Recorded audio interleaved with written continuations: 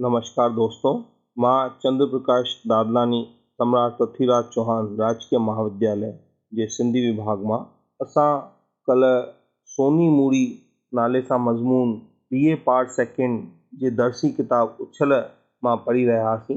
हिन मज़मून में मां तव्हांखे ॿुधायो त लेखक चवे थो त हर को माण्हू मूड़ी यानी नाणो पैसे पुठियां भॼी रहियो आहे। हिन युग में हर माण्हू बेताशा धन पुठियां पैसे पुठियां भॼी रहियो आहे ऐं उनखे गॾु करण में हू पंहिंजो जेको आहे सभु कुझु विसरी थो वञे ऐं रुॻो उनजे पुठियां पियो थो भॼे। अॻियां लेखक ॿुधायो त हिन धन खां सवाइ बि हिकु अहिड़ो धन आहे जेको सभ खां वधीक सुठो आहे ऐं सभ खां वधीक सुखदायक आहे ऐं सभ खां वधीक अहिड़ो आहे जो सभ खे मिली सघे थो। इहो धन पाइण लाइ न कंहिंखे को जात पात खपे थी, न इहो धन कंहिंखे रंग भेद खे करे थो। उहो धन अहिड़ो धन आहे जेको जंहिंखे मिले थो उनखे मालामाल करे थो छॾे ऐं अगरि कंहिंसां फिटाए थो त उनखे पिनियूं पिनाए थो छॾे। अॼु असां अॻियां पढ़ंदासीं। हीअ मूड़ी आहे साहित्य मूड़ी। हिन जो खज़ानो आहे किताब ऐं रसाला। हिन मूड़ीअ जा परवाना ऐं सनदूं हर हंधि क़बूल आहिनि। हिन जो कार्य हर हंधि फैलियल आहे। हिन मूड़ीअ रस्ते इंसान ज़ात खे फैज़ थो रसे, ज्ञान ध्यान करम धर्म जो चश्मो थो जारी थिए। हीअ मूड़ी आहे सभिनी तत्वनि जो तत्व, धरतीअ वांगुरु पुख़्ती, जल वांगुरु निर्मल ऐं तृप्त कंदड़, अग्नीअ वांगुरु रोशन ऐं शक्तिवान, वायुअ वांगुरु प्राणनि जो प्राण, आकाश वांगुरु अलूप आहे। लेखक चए थो त उहा कहिड़ी मूड़ी आहे जेकी एॾी शक्तिवान आहे, जेकी हेॾी सुठी आहे, जंहिंखे पाइण सां माण्हू धनवान थो थी वञे ऐं जंहिंखे फैलाइण सां अञा वधीक थी वधे। उहा मूड़ी आहे साहित्य जी मूड़ी, साहित्यिक धन। सची ॻाल्हि आहे त साहित्यिक जो जेको खज़ानो आहे उहो खज़ानो कॾहिं खुटे कोन थो, वधाइण सां अञा वधीक वधे थो। लेखक चए थो त उहो साहित्यिक धन किथे मिलंदो। उहो साहित्यिक खज़ानो जेको आहे उहो आहे किताबनि में और रसालनि में। हिन खे पाइण सां इंसान जेको आहे औज़ ते रसे थो, अर्थात ॾाढो ऊचाइयुनि ते पहुचे थो। उनखे ज्ञान ध्यान करम धर्म सभिनी जो ज्ञान प्राप्त थिए थो। हिन धन खे पाइण सां हू जेको आहे धरतीअ वांगुरु पुख़्तो, जल वांगुरु निर्मल ऐं अग्नीअ वांगुरु रोशन शक्तिवान, वायु वांगुरु प्राण ॾियण वारो ऐं आकाश वांगुरु अलूप यानी अनंत आहे।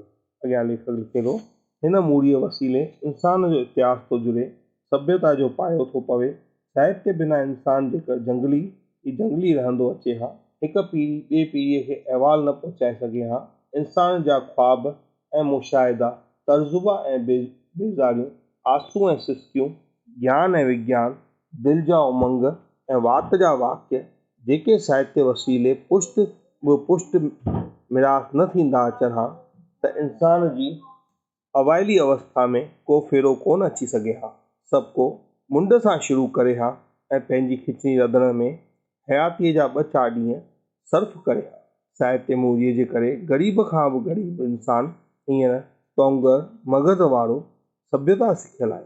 हुन वटि हज़ारे लखनि सालनि जा इंसानी जीवत जा सुंदर ख़्याल ऐं ख्वाब, कलाम ऐं नुक्ता, सिख्याऊं ऐं अभिलाषाऊं मौजूदु आहिनि। पोइ हू छो पाण खे वीचारो सम्झे। लेखक अॻियां चवे थो त हीउ धन अहिड़ो धन आहे जेको इतिहास खे जोड़े थो ऐं सभ्यता जो पायो विझे थो।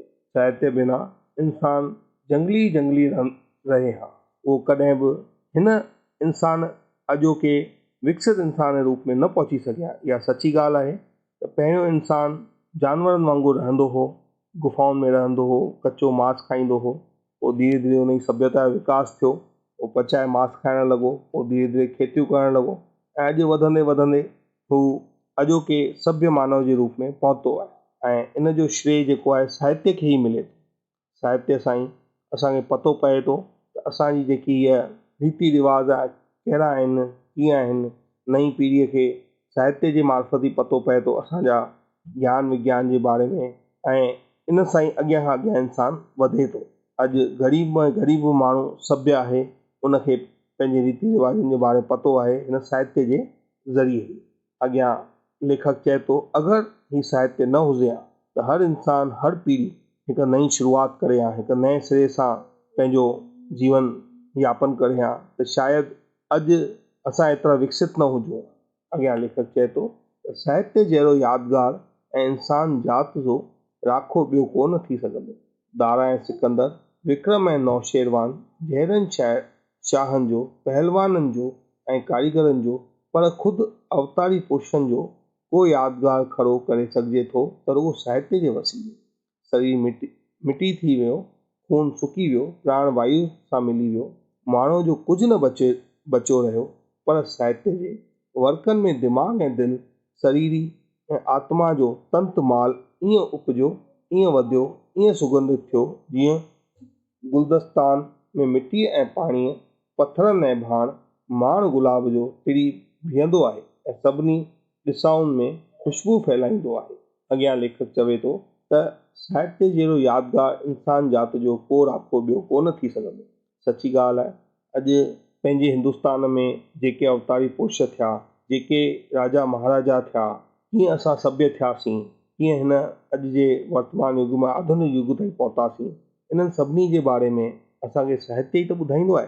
अगरि साहित्य न हुजे हा त असांखे कीअं पतो पए हा राम केरु हो, भॻवानु राम केरु हो, भॻवानु कृष्ण केरु हो, महाराणा प्रताप केरु हो। इहे सभु ॻाल्हियूं असांखे साहित्य जे द्वारा ई पतो पइजंदियूं।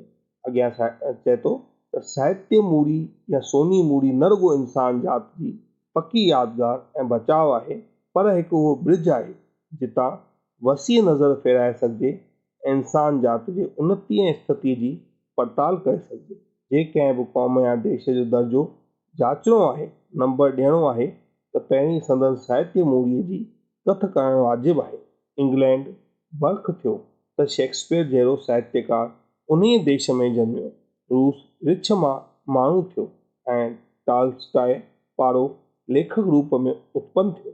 आयरलैंड जे क़ौम खे अंग्रेज अहिड़ी बुछा नज़र सां ॾिसंदा हुआ जो अंग्रेजी ॿोलीअ में जेकॾहिं चइजे त कंहिंखे लत हणी कढीसीं त चवण में आयो त फलाणे खे आयरिश इज़ाफ़ो मिलियो आहे, जेको ॻोल्हण में चुक करे न चइजे त शायरिश डांद आखियो आहे। पर जेकॾहिं आयरलैंड में प्रसिद्ध कवि ऐं ग्रंथकार पैदा थिया तॾहिं कर अंग्रेज बि चुप में रहिया आहिनि ऐं आयरलैंड जे माण्हुनि खे माण्हू करे लिखणु लॻायो।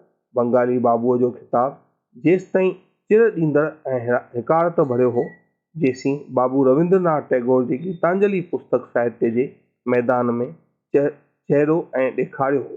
सही ॻाल्हि आहे त साहित्य धन जेको आहे उहो रुॻो इंसानी ज़ात जी पकी यादगिरी ऐं बचाव आहे। हिकु उहो ब्रिज आहे जितां वसीअ नज़र फेराए सघिजे ऐं इंसान जात जे उन्नतीअ ऐं स्थिति जी पड़ताल करे सघिजे। अगरि कंहिं जाति, कंहिं देश जो दर्जो ॾियणो हुजे, उनखे नंबर ॾियणो हुजे त पहिरियों उनजे साहित्य खे पढ़णो पवंदो, उन साहित्य खे सम्झणो पवंदो, उन साहित्य खे सिखणो पवंदो। घणी लेखक उदाहरण ॾिना आहिनि त इंग्लैंड हुजे, चाहे आयरलैंड हुजे, चाहे ॿियो को देश बि हुजे, उनखे पहिरियों हिकारत सां सभु ॾिसंदा हुआ, पर जीअं जीअं साहित्य में उन्हनि जो ज़िक्र थियो, उन्हनि जी सुठाइयुनि जो, उन्हनि जी ईअं चइजे त जॻहियुनि जो ज़िक्र थियो आहे त दुनिया उन्हनि खे सुञाणणु लॻी ऐं इंसान बि पंहिंजो पाण खे सुञाणणु लॻो। अॻियां लेखक चए थो असां सिंधियुनि खे बि जे पंहिंजो जोहर ॾेखारिणो आहे, सिंधियत खे क़ाइमु रखिणो आहे ऐं हिंद में धाको जमाइणो आहे त हिन सोनी मूड़ीअ खे सांडणु खपे ऐं उन्हीअ में इज़ाफ़ो करणु खपे। शिकस्त दिलि थी पंहिंजी सिंधी साहित्य खे फिटी करे छॾणु न खपे। बराबरि साहित्य जे क्षेत्र में को वैरी कोन्हे, स्वदेशी ऐं विदेशी जो फ़र्क़ु कोन्हे। हर कंहिं जे ॿोलीअ जो साहित्य असांखे चाह सां पढ़णु खपे ऐं दिलि सां हंडाइणु खपे। रुॻो इहे वीचार करणु खपे त अंग्रेजी ऐं फ्रेंच, रूस ऐं जर्मन या हिंदी ऐं बंगाली साहित्य में मूड़ीअ जो लाभ वठी नेठि सिंधी साहित्य खे मालामाल करणो आहे। साहित्य जो सचो अधिकारी उहो शख़्स आहे जो पराए जी सोनी मूड़ी तके नथो, न की धिकारे थो, जो उन मूड़ीअ खे कमु आणे थो, उन गुल मां रस वठे थो, उन चश्मे मां प्यास बुझाए थो। नेठि जंहिं जातीअ जे जनमु वरितो अथसि, जंहिं ॿोलीअ खे माउ जी थन या गॾोगॾु पीतो अथसि, तंहिं जातीअ तंहिं ॿोलीअ खे सोनी मूड़ी वरसे में ॾेई वञे थो। अॻियां लेखक चए थो ऐं असांखे हिदायत बि ॾिए थो त असां सिंधियुनि खे पंहिंजो जोहर ॾेखारणु खपे सिंधियत खे क़ाइमु रखण लाइ ऐं हिंदुस्तान में वरी सिंधी जातीअ जो धाको ॼमाइण लाइ सिंधी भाषा जो धाको ॼमाइण लाइ असांखे पंहिंजे साहित्य खे वधाइणु खपे। असां ईअं न आहे त ॿियनि साहित्यनि खे असां दरकिनार करे छॾियूं या उन्हनि खे न पढ़ूं, पर ॿियनि साहित्यिक धन खे बि असांखे पढ़णो आहे, उन्हनि खे ओतिरो ई सम्मान ॾियणो आहे जेतिरो असांजे साहित्य खे। उन्हनि साहित्यनि मां असां जीअं भौरो गुलनि मां रस चूसींदो आहे, तीअं असांखे उन्हनि साहित्यनि मां उन्हनि साहित्यिक गुलनि मां रस चूसे करे ऐं पंहिंजे साहित्य खे शानदार बनाइणो आहे ऐं आलीशान बनाइणो आहे ऐं उन्हनि जा चश्मा भरणा आहिनि। तॾहिं असां पंहिंजी जातीअ सां, पंहिंजे समाज सां, पंहिंजी ॿोलीअ सां वफ़ा करे सघंदासीं ऐं गॾोगॾु पंहिंजे अचण वारे, ईअं चइजे त अचण वारे दुनिया खे, अचण वारे ॿारनि खे ऐं नई टहीअ खे पंहिंजी जातीअ जे बारे में, पंहिंजी भाषा जे बारे में, पंहिंजी क़ौम जे बारे में जानकारी ॾेई सघंदासीं ऐं नई टहीअ खे साहित्य जो वरसो ॾेई करे असां पंहिंजे आलीशान ऐं शाहूकार साहित्य जे बारे में ॿुधाए सघंदासीं।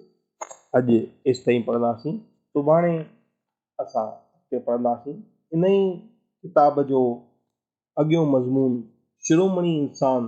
सुभाणे असां पढ़ंदासीं। धन्यवाद।